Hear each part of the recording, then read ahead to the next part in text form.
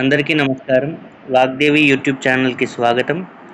So, fifth class ఈవీఎస్‌లో భాగంగా మనం important points అనేవి చెప్పుకుంటున్నాం.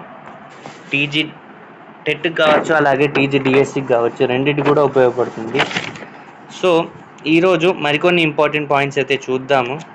సో, ఇక్కడ ఈరోజు జనపనార బట్టలు. మనం ముందు క్లాస్‌లో అనుకున్నాం గోండా జాతి వాళ్ళు ఎక్కువగా జనపనార బట్టలు వాడతారని.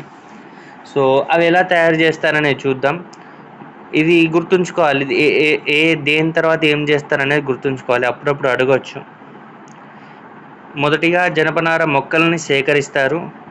తర్వాత నీటిలో నానబెడతారు వాటిని. ఓకే. తర్వాత దాంట్లో నుండి దారాలు అనేది తీస్తారు. దారాలు తీయడం. తర్వాత మగ్గాలలో వేస్తారు. దానికి రంగులు అనేది అద్దుతారు. తర్వాత ఎండలో ఆరబెడతారు. అద్దాలు కుడతారు. సో ఇలా వరుసగా అనేది మనం గుర్తుంచుకోవాలి. ఎట్లా అంటే జనపనార మొక్కల సేకరణ, తర్వాత నీటిలో నానబెట్టడం వాటిని, తర్వాత దారాలు తీస్తారు వాటి నుండి. వీటిని మగ్గాలలో వేసి నేస్తారు. నేసిన వాటికి రంగులు అద్దుతారు.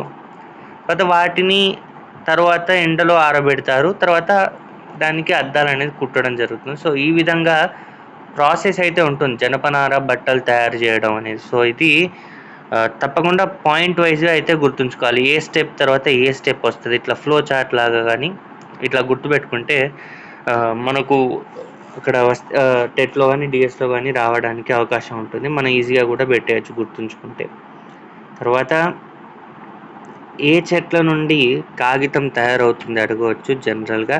వెదురు, యూకలిప్టస్, సుబాబుల్, మూడు కూడా గుర్తుంచుకోవాలి. వెదురు, యూకలిప్టస్, సుబాబుల్ వంటి చెట్ల నుండి కాగితం తయారవుతుంది గుర్తుంచుకోవాలి. తర్వాత అడవులు, తెగలు అంటే ఏ అడవులలో ఏ తెగలు నివసిస్తున్నారు అనేది చాలా ఇంపార్టెంట్. ఇక్కడ ఆదిలాబాద్ అడవుల్లో కనుక మనం చూసుకుంటే గోండు, కొలామి, ప్రధాన్, తోటి. గోండు, కొలామి, ప్రధాన్, తోటి ఈ తెగలైతే ఆదిలాబాద్ అడవులలో నివసిస్తున్నారు. అలాగే శ్రీకాకుళం, విజయనగరం, వైజాగ్ అంటే శ్రీకాకుళం, విజయనగరం, విశాఖపట్నం ఇక్కడ కనుక మనం చూస్తే ఇక్కడ నివసించే తెగలు సవర, ఆదివాసి, ఒరియా, కువి, గదబ. తప్పకుండా గుర్తుంచుకోవాలి. ఏ తెగ అని ఇచ్చి 4 ఆప్షన్స్ ఇవ్వచ్చు, 4 జిల్లాల పేర్లు ఇవ్వచ్చు. మనం కరెక్ట్గా కూడా గుర్తుంచుకోవాలి. ఓకే. తర్వాత తూర్పు మరియు పశ్చిమ గోదావరి కనుక చూస్తే కోయ తెగ. ఓకే. ఖమ్మం అడవుల్లో కనుక మనం చూస్తే కోయ, కొండరెడ్లు. జనరల్గా క్వశ్చన్ అడగవచ్చు, కొండరెడ్లు ఎక్కడ నివసిస్తారని. మనకి ఇక్కడ ఆదిలాబాద్, శ్రీకాకుళం, తూర్పుగోదావరి, ఖమ్మం అని అడగవచ్చు. మనం కొండరెడ్లు అంటే ఖమ్మం అని గుర్తుంచుకోవాలి. సో కోయ కానీ కొండరెడ్లు, కోయ తూర్పు పశ్చిమ గోదావరిలో కూడా, అలాగే ఖమ్మంలో కోయ, కొండరెడ్లు రెండు కూడా గుర్తుంచుకోవాలి. వరంగల్ అడవుల్లో అంటే బంజారా తెగలు నివసిస్తున్నారు. సో అలా మనం ప్రతి పాయింట్ కూడా ఇంపార్టెంట్ ఇక్కడ.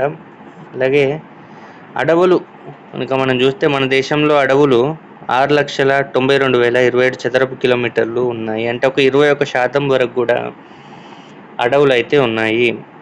తర్వాత మొదటి స్థానం కనుక చూస్తే మధ్యప్రదేశ్. మన దేశంలో మొదటి స్థానం మధ్యప్రదేశ్. ఎందుకంటే 77,000 చదరపు కిలోమీటర్లు ఉంది దాదాపు అడవులు మధ్యప్రదేశ్లో.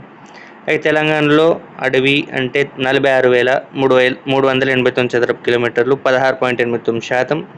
తెలంగాణలో ఖమ్మం విస్తీర్ణంలో మొదటి స్థానంలో ఉంది, 43.23%.